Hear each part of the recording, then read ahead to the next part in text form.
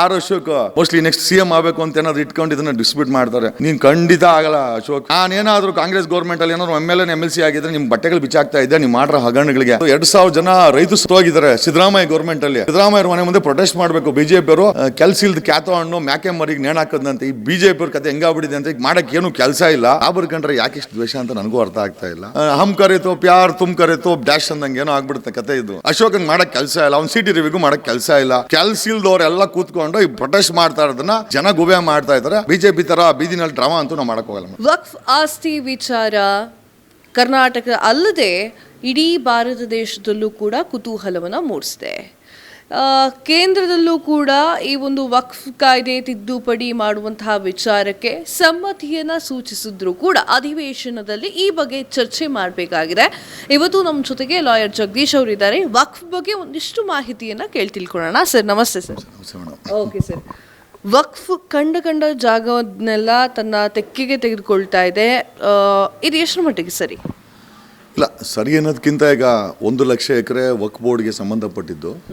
So legal ಆಗಿ notice ಏನೋ ಕೊಟ್ಟಿದ್ದಾರೆ. ಆಮೇಲೆ ಇತಿಹಾಸ ತೆಗೆದು ನೋಡಿದ್ರೆ ಅದು ಐ ಥಿಂಕ್ ಎಮರ್ಜೆನ್ಸಿ ಟೈಮಲ್ಲಿ ಟೆನೆನ್ಸಿ ಆ್ಯಕ್ಟಲ್ಲಿ ಯಾರ್ಯಾರು ಉಳ್ಕೊತಾ ಇದ್ರು ಅವ್ರಿಗೊಂದು 90,000 ಎಕರೆನ ಹಾಗೆ ಅದು ಐ ಥಿಂಕ್ ಗ್ರ್ಯಾಂಟ್ ಎಲ್ಲ ಆಗಿದೆ ಅಂತ ಕೇಳ್ಪಟ್ವಿ. ನಾನು ದಾಖಲೆ ನೋಡಿಲ್ಲ. ಅದರ್ವೈಸ್ ಆ್ಯಂಡ್ ಆ ಕಡೆ ನೋಟಿಸ್ ಕೊಟ್ಟರೆ ಆರಾಮಾಗಿ ಅದಕ್ಕೆ ರಿಪ್ಲೈ ಕೊಡ್ಬೋದು.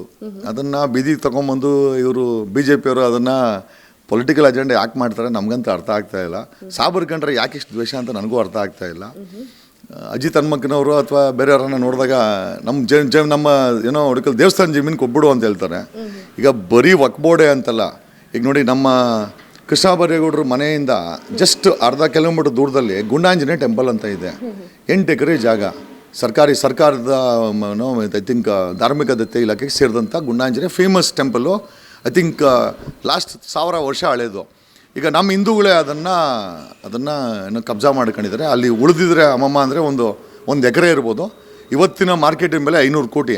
500 ಕೋಟಿ ಬಳ್ಳಾರಿ ಹೈವೇಯಿಂದ ಜಸ್ಟ್ 100 ಮೀಟ್ರ್ ದೂರದಲ್ಲಿ ಗುಂಡಾಂಜನೇಯ ಟೆಂಪಲ್ನ 500 ಕೋಟಿ ಜಾಗನ ನಮ್ಮ ಹಿಂದೂಗಳೇ ಕಬ್ಜಾ ಮಾಡ್ಕೊಂಡು ಮಾರಾಟ ಮಾಡಿದ್ದಾರೆ. ಈಗ ಪ್ರಶ್ನೆ ಏನಪ್ಪ ಅಂತ, ಆ ರೀತಿ ಡಿಸ್ಪ್ಯೂಟ್ ಮಾಡಬೇಕು ಅಂತಂದರೆ ನಾವು ಕೂಡ ಡಿಸ್ಪ್ಯೂಟ್ ಮಾಡ್ಬೋದು. ಈಗ ನೋಟಿಸ್ ಇಶ್ಯೂ ಮಾಡಿದರೆ ವಕ್ಫ್ ಬೋರ್ಡಿನ ಅಧಿಕಾರದತ್ತ ನೋಟಿಸ್ ಇಶ್ಯೂ ಮಾಡಿದ್ದಾರೆ, ಅದು ಕರೆಕ್ಟೇ ಇದೆ. 40 ವರ್ಷದಿಂದ ಅದನ್ನು ಉಳುಮೆ ಮಾಡ್ಕೊಂಡ್ರು ರೈತರು ಕರೆಕ್ಟಾಗಿದ್ದಾರೆ.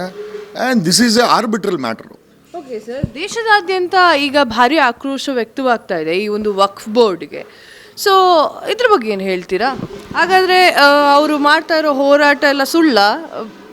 ಮೇಡಮ್, BJP ಅವರು ನೈತಿಕವಾಗಿ ಕೇಂದ್ರ ಸರ್ಕಾರ ಕಳೆದ 12 ವರ್ಷದಿಂದ ಇದೆ.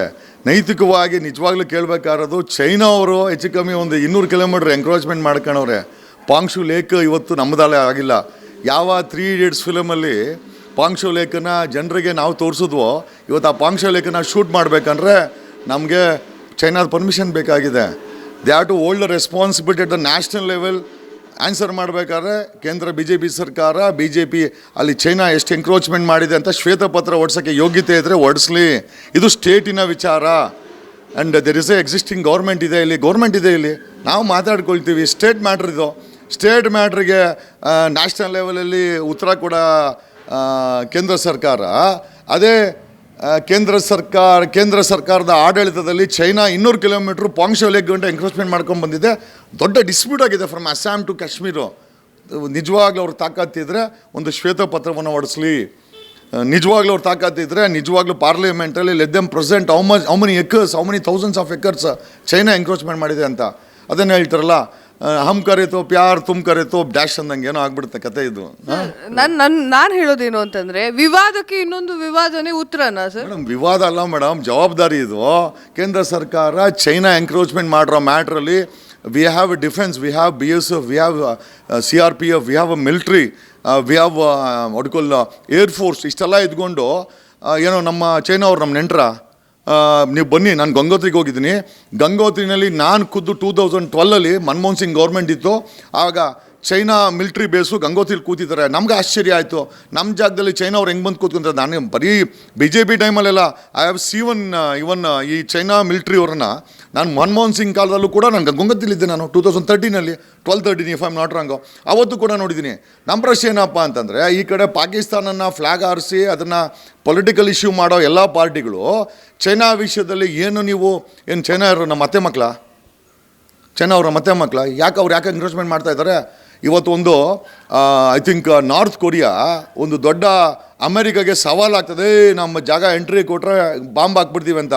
We are nuclear capable country. ಕೇಂದ್ರ ನಮ್ಮ ನರೇಂದ್ರ ಮೋದಿ ಸರ್ಕಾರ ಮರ್ತೋಗಿದೆಯಾ ನಮ್ಮ ಬಳಿ ಏನೋ ನ್ಯೂಕ್ಲಿಯರ್ ವೆಪನ್ ಇದೆ ಅಂತ? ಈಗ ಚೈನಾ ಆಗಲಿ ಅಮೆರಿಕಾ ಆಗಿರಲಿ, ನಮ್ಮ ಸ್ವಾಭಿಮಾನಕ್ಕೆ ಧಕ್ಕೆ ಬಂದಾಗ, ನಮ್ಮ ಜಮೀನನ್ನು ಕಬ್ಜಾ ಮಾಡ್ಕೊಂಡಾಗ ನಮ್ಮ ಹತ್ರ ನ್ಯೂಕ್ಲಿಯರ್ ವೆಪನ್ ಇದೆ, ಹಾಕೋದು ಬೇಡ, ತೊಗೊಂಡೋಗಿ ಬಾರ್ಡ್ರಲ್ಲಿ ನಿಲ್ಲಿಸಲಿ ಅಂತ ಕೇಪಬಲ್ ಹೋಮ್ ಮಿನಿಸ್ಟರ್ ಬೇಕಾಗಿದೆ, ಅಂತ ಕೇಪಬಲ್ ಪ್ರೈಮ್ ಮಿನಿಸ್ಟರ್ ಬೇಕಾಗಿದೆ. ವಕ್ಫ್ಗೆ ಸೂಪರ್ ಪವರ್ ಅನ್ನ ನೀಡಲಾಗಿದೆ. ಸೊ ಇದು ಎಷ್ಟು ಮಟ್ಟಿಗೆ ಸರಿ ಮೇಡಮ್? ನೋಡಿ, ಈಗ there is a state subject ಅಂದರೆ there is a union subject ಅಂತ ಎರಡು ವಿಚಾರ. ನೋಡಿ, ಯೂನಿಯನ್ ಗೌರ್ಮೆಂಟ್ಗೆ ತನ್ನದೇ ಆದಂಥ ಒಂದು ಸರಹದ್ದನ್ನು ನಮ್ಮ ದೇಶದ ಸಂವಿಧಾನದಲ್ಲಿ ಕೊಟ್ಟಿದೆ. ಅದೇ ರೀತಿ ಸ್ಟೇಟ್ ಗೌರ್ಮೆಂಟ್ಗೆ ತನ್ನದೇ ಆದಂಥ ಪವರ್ಸು, ತನ್ನದೇ ಆದಂಥ ಲಿಮಿಟೇಷನ್ಸ್ ಕೊಟ್ಟಿದೆ. ಯೂನಿಯನ್ ಗೌರ್ಮೆಂಟ್ ಎಲ್ಲದರಲ್ಲೂ ಮುಗ್ತುಸ್ಕೊಂಡು ಬರೋಂಗಿಲ್ಲ. ಅದೇ ರೀತಿ ಸ್ಟೇಟ್ ಗೌರ್ಮೆಂಟ್ಗೂ ಅಷ್ಟೇ ತನ್ನದೇ ಆದಂಥ ಬೌಂಡ್ರೀಸ್, ಅದು ಅಷ್ಟೇ ಮುಗ್ತುಸ್ಕೊಂಡು ಹೋಗಲ್ಲ. ವಕ್ ಬೋರ್ಡ್ ಅನ್ನೋದು it is I think matter of A state subject. ಇದನ್ನು ತೊಗೊಂಡೋಗಿ ಅಲ್ಲಿಗೆ ಎಲಿವೇಟ್ ಮಾಡಿ ಇದು ಮಾಡೋಕ್ಕೆ ಏನು ಹೊರಟಿದ್ದಾರೆ? ನಿಜವಾಗ್ಲೂ ಇವ್ರು ಕೇಳಬೇಕಾರೋದು, 2,000 ಜನ ರೈತರು ಸತ್ತೋಗಿದ್ದಾರೆ ಸಿದ್ದರಾಮಯ್ಯ ಗೌರ್ಮೆಂಟಲ್ಲಿ. ಸಿದ್ದರಾಮಯ್ಯವ್ರ ಮನೆ ಮುಂದೆ ಪ್ರೊಟೆಸ್ಟ್ ಮಾಡಬೇಕು BJP ಅವರು, 2,000 ಜನ ರೈತರು ಹೆಂಗೆ ಸತ್ತರು ಅಂತ. ಆಮೇಲೆ ಆಗಿರೋ ಹಗರಣಗಳ ಬಗ್ಗೆ ಏನು ಮಾಡಿದ್ದೀರಾ, ಒಂದು ಶ್ವೇತಪತ್ರವನ್ನು ಹೊರಡಿಸಿ ಅಂತ ಹೇಳಬೇಕು.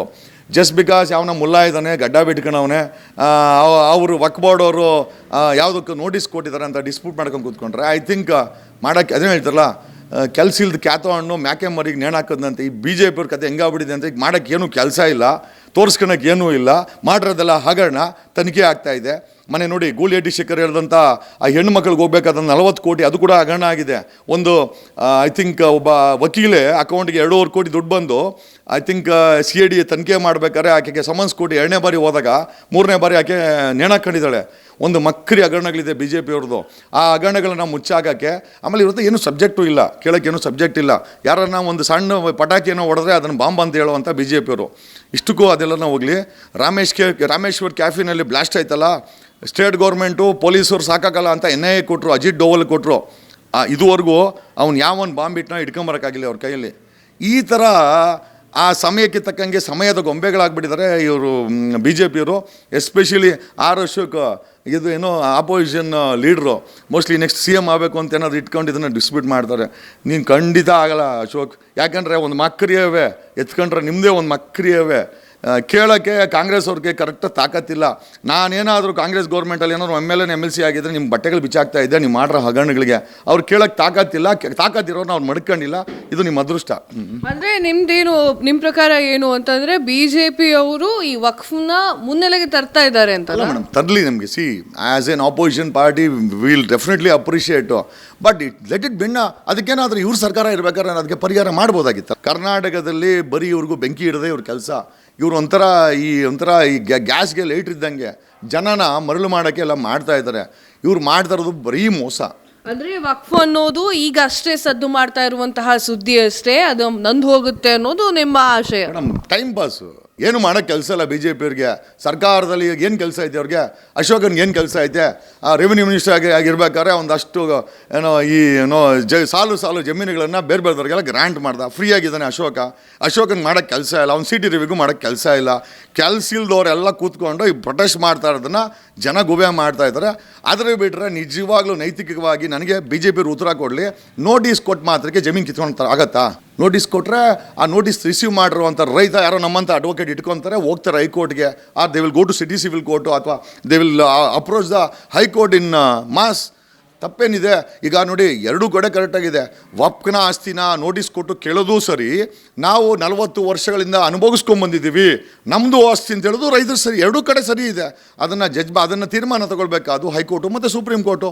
ಬೇಕಾದ್ರೆ ಆ ರೀತಿ ಬೀದಿ ಕಾಳಗ ಮಾಡೋದು ಬದಲು ಒಂದು 500 ಜನ ವಕೀಲರುಗಳನ್ನು ರೈತರು ಕೊಟ್ಟರೆ ನಿಮ್ಗೆ ಯೋಗ್ಯತೆ ಇದ್ದರೆ, ಅದು ಬಿಟ್ಬಿಟ್ಟು ಬೀದಿನಲ್ಲಿ ಬಂದು ಕೂತ್ಕೊಂಡು BJP ಅವರು ದಿನ ಯಾರೋ ಮಾಧ್ಯಮದವ್ರು ಪಾಪ ನಿಮ್ಮ ಮಕ್ಕಳನ್ನ ನೋಡಿದ್ರೆ ಕ್ಯಾಮ್ರಾ ಇಡ್ತಾರೆ ಅಂತ ಆ ಕೆಲಸ ಮಾಡೋದ್ರಲ್ಲಿ ಏನು ಅರ್ಥ ಇದೆ? ನಾನು ನಿಜವಾಗ್ಲೂ ಹೇಳ್ತೀನಿ ಇವ್ರುಗಳಿಗೆ ರೈತರುಗಳಿಗೆ ಒಂದಷ್ಟು ಜನ ವಕೀಲರುಗಳು ಕೊಡಲಿ. ಅವ್ರಿಗೆ ಆ್ಯಕ್ಚುಲಿ ಅವ್ರಿಗೆ ಸಹಾಯ ಬೇಕಾಗಿದೆ. ಅವ್ರಿಗೆ ನಿಜವಾಗ್ಲೂ ರೈತರಿಗೆ ಸಹಾಯ ಬೇಕಾಗಿದೆ. ಯಾಕಂದರೆ ಅವ್ರ ಜಮೀನು 40 ವರ್ಷದಿಂದ ಗೊತ್ತಿದ್ರೆ ಉತ್ಕೊಂಬತ್ತಾ ಇದ್ದಾರೆ, ಆಮೇಲೆ ಪೊಸಿಷನಲ್ಲಿದ್ದಾರೆ. ಸೊ ಅವ್ರನ್ನ ನಾವು ಹೋಗುವಂತ ಹೇಳಲಿಕ್ಕಾಗಲ್ಲ. ಅದು ಅವ್ರ ರೈಟ್ಸು. ಅವರು they can question it at the courts.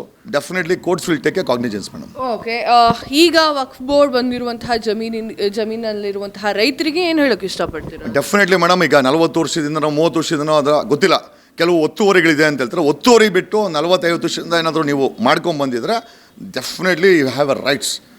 ಅದು ಸರ್ಕಾರದ ಜಾಗ ಅದು. ಆಮೇಲೆ ಇಷ್ಟಕ್ಕೂ ಒಂದು ಪ್ರಶ್ನೆ ಏನಂದರೆ, ವಕ್ಫ್ ಬೋರ್ಡ್ಗೆ ಅಷ್ಟೊಂದು ಜಮೀನು ಯಾಕೆ ಬೇಕು ಅಂತ ನನಗೂ ಕೂಡ ಒಂದು ಪ್ರಶ್ನೆ ಇದೆ. ಬೋರ್ಡ್ಗಳಿಗೆ ಯಾಕೆ ಅಷ್ಟೊಂದು ಜಮೀನು? ಆಮೇಲೆ ಅದು ಸಾರ್ವಜನಿಕ ಆಸ್ತಿ. ಇಲ್ಲ ಅದು ಸರ್ಕಾರ ಹ್ಯಾಂಡ್ಲ್ ಮಾಡ್ಕೊಬೇಕು ಅಥವಾ ಸಾರ್ವಜನಿಕ ಕೊಡಬೇಕು. ಬೋರ್ಡ್ಗೇನು ಅಂತಿಲ್ದ ಮಟ್ಟಿಗೆ ಏನು ಬೋರ್ಡ್ ನನಗೆ ಗೊತ್ತಿಲ್ಲ. Why Waqf board requires so much of land. ಆಮೇಲೆ ಅದರಿಂದ ವಕ್ಫ್ ಬೋರ್ಡ್ಗೆ ಪ್ರಯೋಜನ ಏನಿದೆ ಅದು ಕೂಡ ನಮಗೆ ಗೊತ್ತಿಲ್ಲ. I mean definite truly speaking ನನ್ನ ಬಗ್ಗೆ ಗೊತ್ತಿಲ್ಲ. ಬಟ್ ಆದರೆ ರೈತರು ಅನುಭವಿಸ್ಕೊಂಬರ್ತಾ ಇದ್ದಾರೆ. ರೈತರ ಜೊತೆ ನಿಂತ್ಕೊಳ್ಬೇಕಾದ್ರೆ ನಮ್ಮ ಕೆಲಸ ನಾವು ನಿಂತ್ಕೊಳ್ತೀವಿ. ವಿ ಸಪೋರ್ಟ್ ರೈತರು. ಆದರೆ BJP ಅವ್ರ ಥರ ನಾವು ಅದನ್ನು ಮಾಡೋಕ್ಕೋಗಲ್ಲ. ಅಕಸ್ಮಾತ್ ಅವ್ರಿಗೇನೋ ನೋಟಿಸ್ ಕೊಟ್ಟಿದ್ರೆ ಬೇಕಾದ್ರೆ ನಮ್ಗೆ ಅಪ್ರೋಚ್ ಮಾಡೋಂಗಿದ್ರೆ ಬೇಕಾದ್ರೆ ನಾನು ಸೂರ್ಯ ಮುಕುಂದರಾಜ್ಗೂ ಹೇಳಿದೆ, ಒಂದು 50 ಜನ ಅಡ್ವೊಕೇಟ್ಸ್ಗಳು ಬೇಕಾದ್ರೆ ರೈತರಿಗೆ ಬೇಕಾದ್ರೆ ಕಾನೂನು ನೆರವನ್ನು ಕೊಡೋಣ ಅಂತ ನಾವೆಲ್ಲ ಮಾತಾಡ್ಕೊಂಡ್ವಿ. ರೈತರನ್ನ ಬೇಕಾದ್ರೆ ನಮ್ಗೆ ಅಪ್ರೋಚ್ ಮಾಡಿದ್ರೆ ಡೆಫಿನೆಟ್ಲಿ ಕಾನೂನು ನೆರವು ಕೊಡ್ತೀವಿ. ಈ ರೀತಿ BJP ಥರ ಬೀದಿನಲ್ಲಿ ಡ್ರಾಮಾ ಅಂತೂ ನಾವು ಮಾಡೋಕ್ಕೋಗಲ್ಲ madam. Okay, thank you sir, thank you so much. ಒಂದಿಷ್ಟು ಇನ್ಫಾರ್ಮೇಷನ್ಗಳನ್ನು ಕೊಟ್ರಿ. ಸೊ ಲಾಯರ್ ಜಗದೀಶ್ ಅವರು ಹೇಳೋದಿಷ್ಟೇ, ಯಾವುದೇ ಒಂದು ವಿವಾದ ಬಂದರೂ ಕೂಡ ಅದಕ್ಕೆ ರಾಜಕೀಯದ ಬಣ್ಣವನ್ನು ಬಳಿಬೇಡಿ ಅನ್ನುವಂಥದ್ದನ್ನು. ಕ್ಯಾಮ್ರಾ ಪರ್ಸನ್ ಉಲ್ಲಾಸ್ ಜೊತೆ ನಾನು ಕಾವ್ಯ ಹೆಗ್ಡೆ, ಕರ್ನಾಟಕ TV, ಬೆಂಗಳೂರು.